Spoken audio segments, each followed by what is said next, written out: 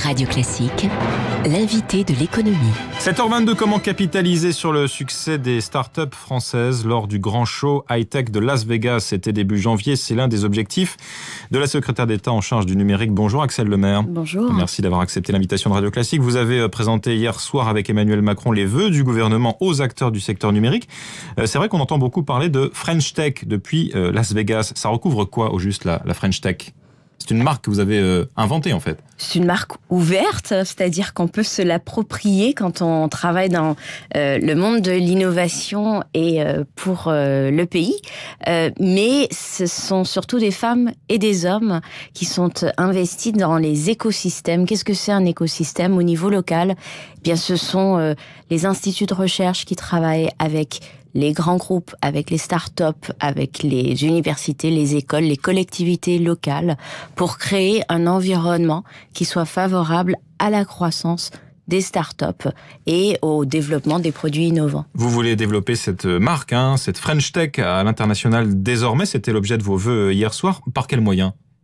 Alors, en 2014, nous avons labellisé 9 métropoles French Tech dans les territoires français. Ensuite, nous les avons mis en réseau au niveau national. Et puis 2015, après l'année de la révélation de la French Tech, ça sera l'année de la montée en puissance et de l'ouverture à l'international. Il faut que notre écosystème français d'innovation, il soit visible. Il est excellent. Simplement, le reste du monde ne le sait pas encore forcément. Et pourquoi il faut que ça se sache ? Parce que nos entreprises doivent pouvoir aborder des marchés à l'étranger et parce que nous souhaitons attirer en France les investisseurs étrangers pour qu'ils viennent financer la croissance des entreprises et les meilleurs talents pour qu'ils participent à des projets entrepreneuriaux. Double défi donc en France et à l'international.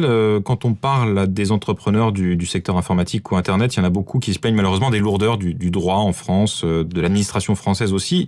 Ils hésitent même à délocaliser parfois leur activité à Londres, par exemple, parce que c'est facile depuis là-bas de traiter avec des clients français. Est-ce que vous les comprenez d'abord ? Il faut les entendre et c'est vrai que le chantier de la simplification qui a été lancé par le gouvernement est complexe. Paradoxalement, on se rend compte que faire simple, c'est compliqué et faire court, ça prend du temps.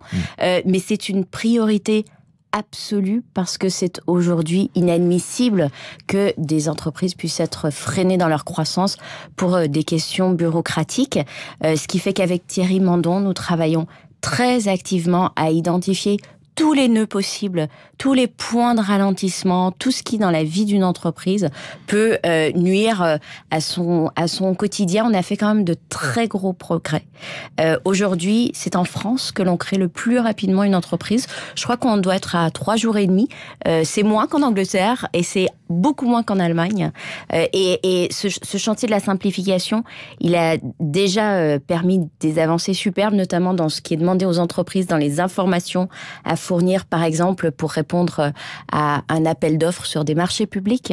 Maintenant, on continue et je crois que les résultats, c'est vraiment en 2015 qu'ils vont commencer à se faire sentir. Axelle Lemaire, c'est vrai qu'il y a beaucoup de créations de start-up innovantes en France, personne ne le conteste. En revanche, il y a peu d'émergence de groupes de taille suffisante pour se frotter, notamment aux Américains. Qu'est-ce qui coince ? C'est le financement du développement de ces entreprises innovantes aujourd'hui ? Mon diagnostic, il est double, avec 2 problématiques, l'accès à la commande et l'accès effectivement au financement. L'accès à la commande, ça peut être la commande publique, et c'est vrai que les entreprises aux États-Unis, elles ont un Small Business Act, un cadre législatif qui les avantage beaucoup lorsque les acheteurs publics, l'État, les collectivités locales, les hôpitaux publics, accèdent à leurs produits et services. C'est pas le cas en Europe.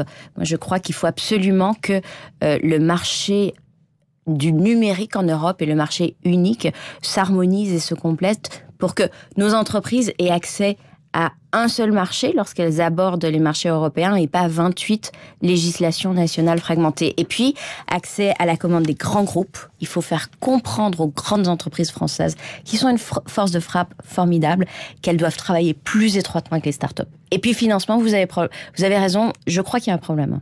Axel Lemaire, les Français ne vous connaissent pas encore. Vous avez 40 ans, je crois.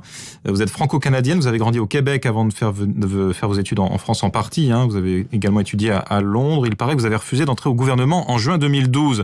Est-ce que c'est vrai? Et si oui, pourquoi? Oui, c'est vrai. Je ne souhaitais pas forcément que ça se sache. Simplement, les circonstances ont fait que j'étais sur un plateau de télévision. Dans le grand journal de Canal+. Voilà. Et donc, ça s'est su.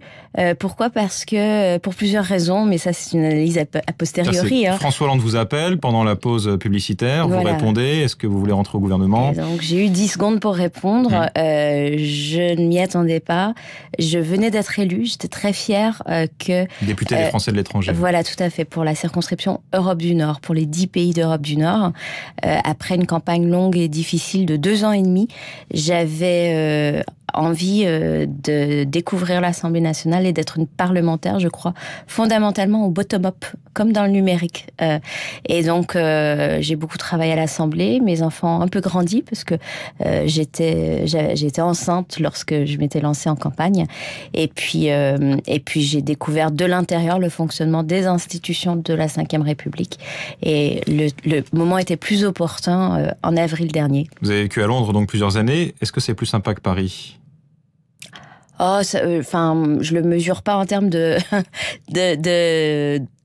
sympa ou pas. Il y a les avantages et les inconvénients.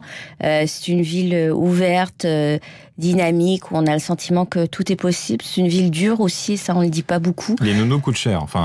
Tout coûte cher. Regarder ses enfants coûte cher. Ah non, mais les infrastructures, l'électricité, l'énergie de manière générale, les transports, le logement, l'alimentation, la santé dès qu'on veut avoir une assurance privée, les écoles, si les écoles publiques du coin vont pas. Enfin, il y a en fait ça, ce sont les Anglais diraient les hidden costs, les coûts cachés. Voilà, quand on rêve à l'aventure londonienne, on n'y pense pas forcément.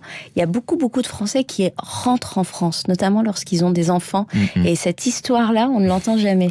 On va la raconter peut-être un jour sur Radio Classique. Merci de votre franchise, Axel Lemaire, secrétaire d'État en charge du numérique, et sans doute la seule bilingue franco-anglais du gouvernement invité de l'école. Non.